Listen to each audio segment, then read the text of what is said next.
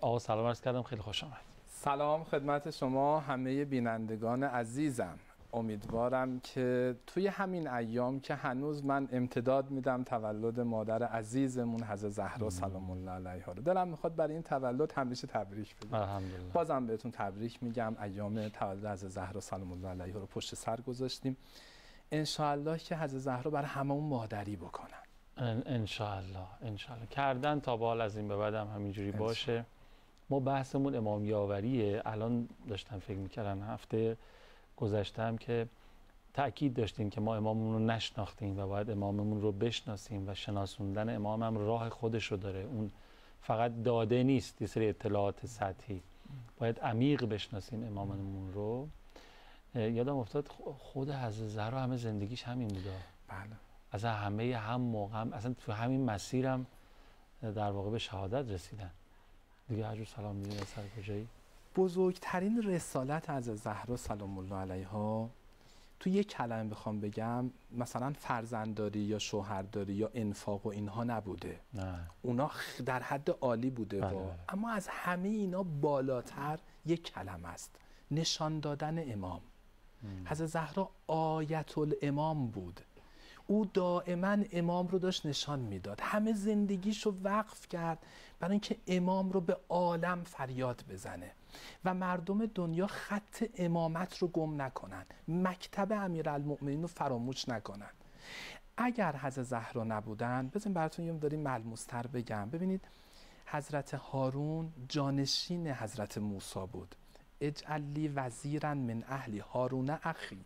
جانشین بود، وزیر بود، وصی بود. وقتی ایشون رفتن برای کوه طور برای مناجات خداوند متعال و واعدنا موسی 30 لیله و اتممناها ب10، 40 شبانه روز در کوه طور بودن. ثم اتخذتم العجل من بعدهی، یعنی مردم یهود بنی اسرائیل گوساله پرست شدن. حضرت موسی برگشت، خلاصه یقه برادرش رو گرفت که بعدش هم گفت بابا این کارو نکن، ان القوم استضعفونی و کادو یقتلوننی. اینا نزدیک بود منو بکشن، منو مظلوم گیر آورده بودن.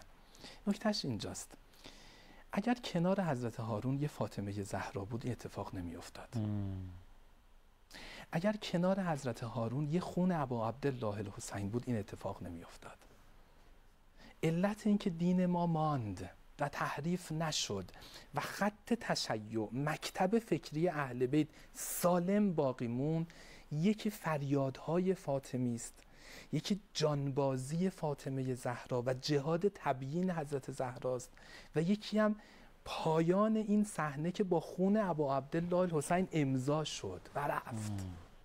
این خون و این بیان زیبا کار رو تمام کرد، بیمه کرد تا قیام قیامت مکتب پیغمبر اکرم توسط امیرالمؤمنین و اهل بیت بیمه شد و باقی میماند. این نکته خیلی مهمه. همینطوره. و قالت الیهود عزیر ابن الله و قالت النصارى المسیح ابن الله. آخر سر اینها گفتن عزیر پسر خداست، آخر سر مسیحی‌ها گفتن مسیح پسر خداست. اما این اتفاق برای بعد از پیغمبر نیفتاد. انحرافاتی ایجاد شد، اختلافاتی ایجاد شد، اما حضرت زهرا خط نگهداری کرد، علمداری کرد. آی فدای این مادر علمدار بشم. و دخترشون هم همینجوری بود. کربلا در کربلا میماند اگر زینب نبود.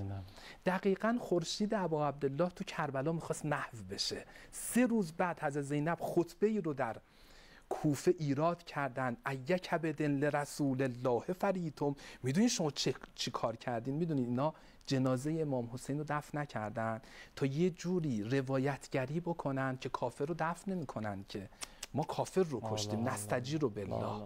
بعد 3 روز بعد حضرت زینب، حضرت زهرا میشه زهرای صغرا، فاطمه صغرا. درست گفتم.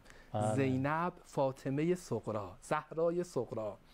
اومدن توی کوفه فریاد زدن شما جگر پیغمبر رو پاره کردید، شما ضربه رو به پیغمبر زدین، به اصل اسلام زدید. یعنی میگی ما کافر کشتیم، شما اصل اسلام رو. این زیبایی روایتگری باعث شد که اونها شکست بخورن. حضرت زهرا هم دقیقاً همین اتفاق افتاد. آخه. یعنی زیبایی روایتگری حضرت زهرا کاری کرد که دشمن و خط نفاق نتونه پیروز بشه. خیلی نکته مهمیه. خیلی خیلی خیلی اینا رو شما میفهمید، منم ذهنم میره فدای شما. خیلی جاها دوست دارم فدای شما و ذهن خیلی خلاق شما بشه. ولی خب دیگه داشتم به کجا فکر می‌کردم، به اینکه از زهرا چقدر قصه خورد برای اینکه مردم نادانن و چقدر تلاش کرد که مردم دانا بشن و به خاطر قربت امیرالمومنین، قربت امام، چقدر اشک ریختن، چقدر قصه خوردن، مریض شدن، پدرشون از دست دادن، قربت امام رو میدیدن، چیها که نکشیدن، مردم جواب سلام امیرالمومنین رو نمیدادن و همه اینا دل حضرت زهرا رو خون کرده بود. فرشته های خدا طاقت نیاوردن، اومدن به حضرت زهرا اخبار آیندگان و قوت قلبی شدن، یه تسلایی شدن از زهرا، یه مقدار جون بگیرن، یه مقدار. اما داشتم فکر از زینب رو میکردم، حضرت زینب چی کشید؟ فرشته های خدا کجا بودن اون موقع که حضرت زینب این همه مصیبت رو دیدن و بعد باید اون رسالت رو هم انجام میدادن، پرچمدار عاشورا میشدن بعد از اون و اینها. واقعا چی تربیت کرد از زهرا؟ لذا میگن السلام علی قلب زینب السلام. آره واقعا به این قلب باید خیلی این صبوریت ایشون خیلی ممنون. انشالله که حالا ما یاد کردیم از دو فاطمه، آره سلام الله علیهم اجمعین، همه اهل بیت مخصوصا دو عزیز، اونها هم از ما یاد بکنن و برامون دعا بکنن. بریم سراغ بحث امام شناسی. ببینید اهل بیت یک حقیقت واحدن، اولنا محمد، اوسطنا محمد، آخرنا محمد. آره. یا علی انا و علیون من شجر واحده، من شجرت واحده و سائر الناس من شجرت شتا. ببینید اصلا خیلی جالبه، مثلا خود امیرالمومنین به حضرت سلمان فرمودن یا سلمان انا محمدون و محمدون انا، من محمدم، محمد من. یعنی چی؟ یعنی یک مکتبیم، یک فکریم. آره. دقیقاً امام حسین همون امیرالمومنین است در یک زمان دیگر. اصلا یه روایت، این روایت خیلی قشنگیه، انا فی وقتی هازا موسی بن جعفر. جالب. یعنی توی این زمان، توی این سال من موسی بن جعفرم. اون حقیقت محمدی، وجود مقدس علوی الان شده موسی بن جعفر. الان شده که تو این تاریخ 1402 کیست؟ امام زمان. همون حقیقت الان شده امام زمان، حضرت مهدی علیه السلام. کلهم نور واحد، نور هر زمان به شکلی تجلی خب. بده.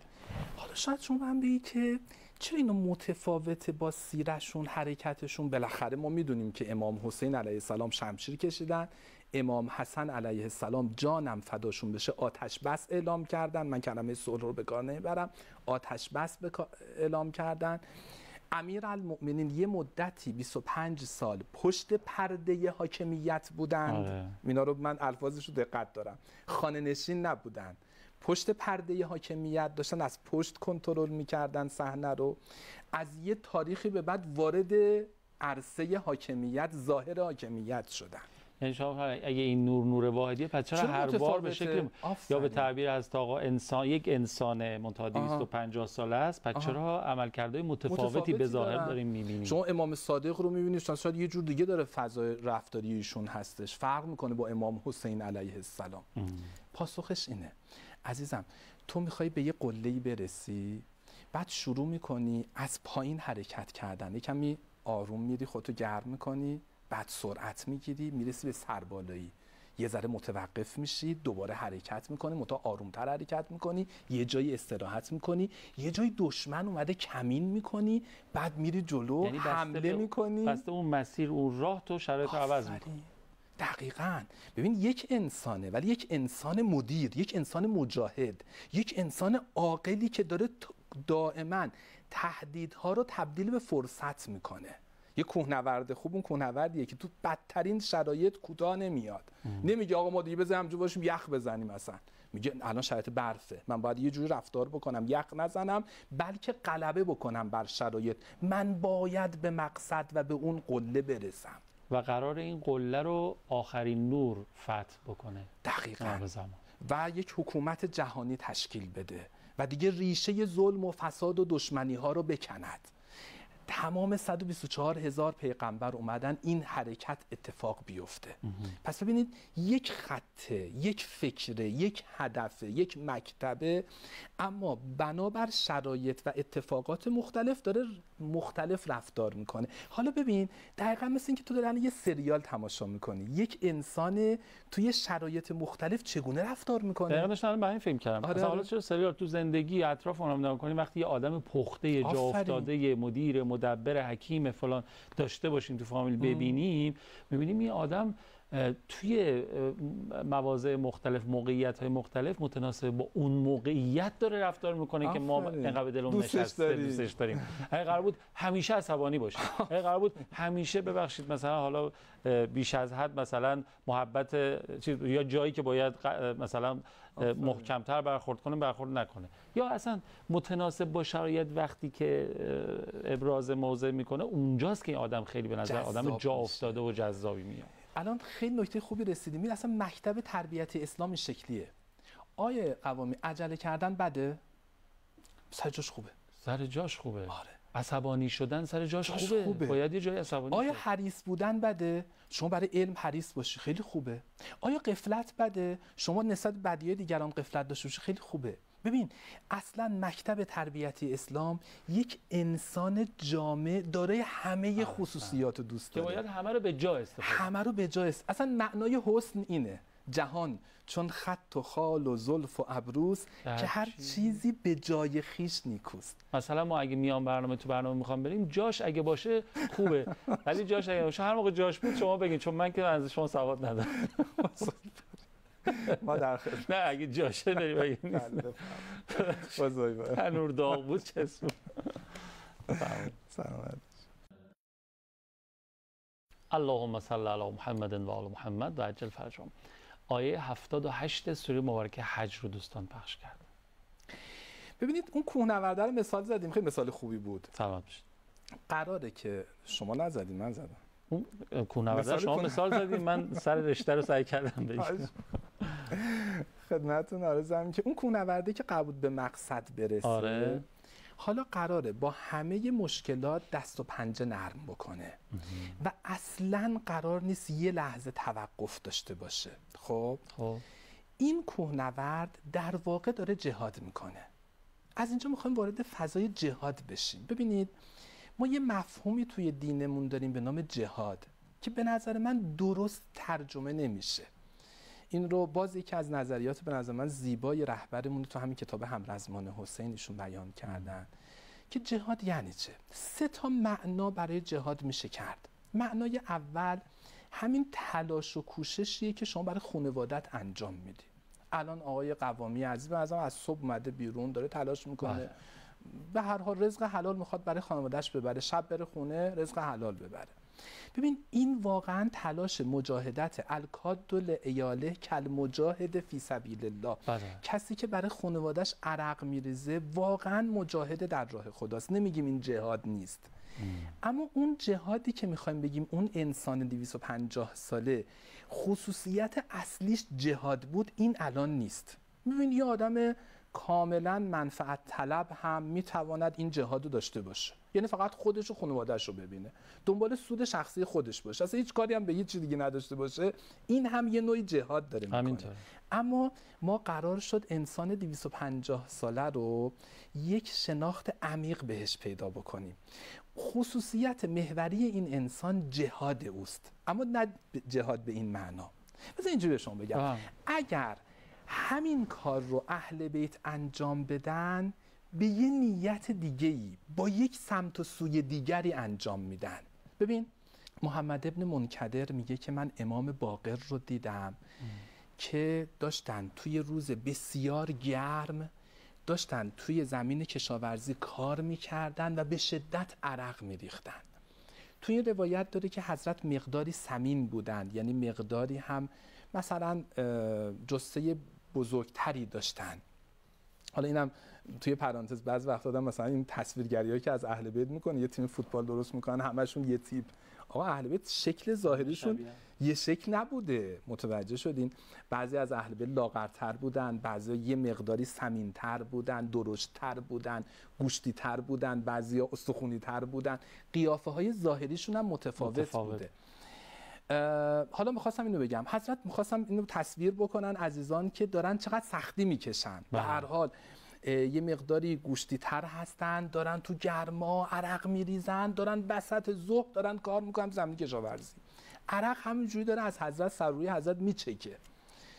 اون با یه خنده اومد و گفتش که شیخ من اشیاخ قریش، پیر شدی، تو بزرگ قریشی، وقت اینجوری داری کار داری میکنی برای مال دنیا، اینقدر داری عرق میریزی، خجالت نمیکشی؟ این خودش میگه که من رفتم که اصلا حضرت رو موعظه بکنم، خجالت نمیکشی اگر اینجوری یه دفعه جانت خلاصه گرفته بشه؟ بعد خجالت نمیکشی جلوی خدا چی میخوای جواب بدی؟ حضرت فرمودن و انا فی طاعت الله، اگر همین الان جان من گرفته بشه افتخار میکنم، من در حال اطاعت خدا بودم، من داشتم تلاش میکردم که نیازمند تو و امثال تو نباشم. بعد حضرت نکاتی رو فرمودن که خودش میگه که من اومده بودم حضرت رو موعظه بکنم، حضرت من رو موعظه کرد. حالا ببین نکته من اینجاست، آیا امام باقر این تلاش رو میکردن صرفاً برای خانواده شخصی خودشون؟ نه، ما معتقدیم تمام رفتارهای اهل بیت اون کوهنوردی هستند که میخواد به اون مقصد برسه و دائما داره با دشمنی که روبروی حضرت هست و اجازه نمیده اون مکتب رو ترویج بکنه دارن مقابله میکنن. همینطور. ببینید الان امام باقر میخوان بیان بکنن مکتب اسلام مکتب کاره. من میخوام به شما نشون بدم که اصلا نباید شرایط گرما و نمیدونم بدن شما اگر یه مقداری درشتر باشه و این حرفا بگی که من دیگه نمیتونم کار بکنم. من اتفاقا چی کار میکنم؟ تلاش میکنم به امت خودم مکتب اسلام رو خوب نشون بدم. یک. دو، مقابل دشمنم میخوام وایسم. چگونه؟ فضای دشمن این گونه است، ما همین که بنی امیه شدیم و همین که داریم بر مردم حکومت میکنیم باید پول مردم رو مفت بخوریم و مفت اونجا زیر بهترین کاخها باشیم و مفتخوری بکنیم. اهل بیت میگن ما اهل مفتخوری نیستیم، ما اهل تو خونه نشستن و زیر خلاصه سقف نشستن و برای خودمون عبادت بکنیم تو روز و مردم بخوان به ما پول بدن، ما اینجور نیستیم، ما خودمون کار میکنیم. شیعه مؤمن یعنی کسی که جهاد اقتصادی میکنه، تلاش و کوشش میکنه. ببین هی داره دائما اون مکتب انحرافی رو که خودشون جانشینان پیغمبر میدونن ولی چی یه سری آدمای تن پرور مفتخور هستن و میگن جانشینان پیغمبر یعنی این. امام باقر میخواد مخالفت بکنه با انحراف در مکتب پیغمبر. خود پیغمبر کشاورز بودن، چوپان بودن، تجارت میکردن، کارهای مختلف انجام میدادن. امیرالمؤمنین 6 تا شغل داشتن، من کامل در آوردم. امیرالمؤمنین بنایی میکردن، امیرالمؤمنین چاهکنی میکردن، امیرالمؤمنین کشاورزی غلات میکاشتن، میوه باغ میوه داشتن. امیرالمؤمنین حضرت زهرا دستاش پینه بسته بود، این همه کار خونه، داغ تازه داغ پدر، اونم چه پدری دیده، بعد باردار، پا به ما، همه اینا نفر اول داره مبارزه میکنه با طواغیت و در دفاع از امامت و ولایت. خود 2 تا خطبه سنگین حضرت زهرا به یادگار گذاشتن. مثلا یعنی که میفرمودیم مثلا یه مقدار فربه بودن برای امام باقر بهانه ای نیست. حضرت زهرا دیگه الگوی امامان هم هستن. این همه بذاریم بغل هم، هر زنی باشه میگه آقا از من دیگه ساقطه، دیگه ساقطه، لا یکلف. یکی از شبهات همینه. آره که آقا دیگه از لا یکلف الله نفسا الا وسعها. دیگه در آقا دیگه ما در وسعمون نیست. امیرالمومنین میتونستن بعد از پیغمبر بگن چی؟ بگن که حالا دیگه اینا اومدن و حق ولایت و مثلا حاکمیت من رو غصب کردن، ما هم دیگه تکلیفی نداریم دیگه، میریم گوشه خونه میشینیم. نه، جهاد یه مرتبهش اینه که شما برای خودت تلاش بکنی. گفتیم اهل بیت همین کارو انجام میدادن باز در فضای مبارزه با دشمن. یه مرتبه جهاد مبارزه مسلحانه است. این تا میگیم جهاد هم یاد سلاح میافتن. اما معنای اصلی جهاد اینه تو یه جوری زندگی بکنی که سبک زندگیت همیشه مبارزه دائمی با خط مقابل اسلام باشد. تو هر حوزه‌ای، تو هر حوزه، فرهنگ، نمیدونم اقتصاد، سیاست، هر چی، تو هر چیزی. ببین مثلا زمان بنی امیه اومدن یه چیزی رو راه انداختن، این از معاویه شروع شد که اومدن گفتن که آقا اصلا کلا همه چی دست خداست، ماها مجبوریم. رضا به داده بده و از جبین گره بگشا که بر من و تو در اختیار نگشودن. ما اصلا اختیار نداریم، لذا دیگه به هر چه که الان هست راضی باش. آقا الان بنی امیه اومده سر کار، معاویه اومده سر کار، زور گفتن، اشکال نداره، بذار زورشون بگم، تو راضی باش، تو همیشه اعصابت راحت باشه، چون همه چی دست خداست. یزید امام حسین علیه السلام به شهادت رسوند، گفتن یزید چرا این کارو کردی؟ قشنگ آیه قرآن خون، گفت و انه هو امات و احیا، خدا زنده میکند، خدا میکشد، من نکردم. اومدن به معاویه گفتن معاویه چرا داری اینقدر ستم داری میکنی؟ اصلا تو این جایگاه مال تو نیست. دقیقاً همین ایراده رو گرفتن. امثال سوده ها و شاعرایی که میومدن جلوی یاران امیرالمومنین بودن، میومدن جلوی معاویه حقایق رو بیان میکردن. معاویه آیه قرآن میخوند، سوره آل عمران آیه 26، قل اللهم مالک الملک تؤتی الملک من تشاء تنزع الملک ممن تشاء تعز من تشاء. خدا ملک رو به ما داده، شما چی میگید؟ از زینب سلام الله علیها وقتی وارد کاخ عبیدالله شدن با حالت تکبر و عظمت وارد شدن. عبیدالله گفت من هذا المتکبره، این به اسرا نمیخوره، این خیلی با قدرت وارد شد. گفتن زینب بنت علی. بلا فاصله گفت، این عبارتش اینه، خدا لعنتش بکنه، گفتش که الحمدلله الذی فضحکم و قتلکم و اکذب احدوثتکم. ببین الحمدلله میگه، همه رو میخواد بذاره دست خدا، میگه خدا شما رو کشت، خدا شما رو ضایع کرد. بلافاصله از زینب سلام الله علیها فرمودن الحمدلله الذی اکرمنا بنبیه محمد، حمد رو عوض کردن و بعد فرمودن و طهرنا من الرجس تطهیرا، خدا ما رو طاهر کرد و انما یفتضح الفاسق. اون گفتش که چی؟ گفتش که فضحکم، حضرت فرمودن ما مفتضح نشدیم، فاسق مفتضح میشود، فاسق دستش رو میشه. شما چی رو میخواید از ما رو بکنید؟ ما غیر از حقیقت هیچ چی دیگه نداشتیم، پس مفتضح شما میشید.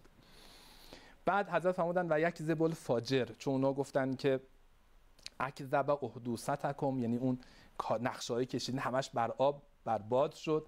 حضرت فرمودن که نه، شما نقشه‌هاتون برباد شد، شما اهدافی داشتین به هیچ کدوم از اهدافتون هم نمیرسید.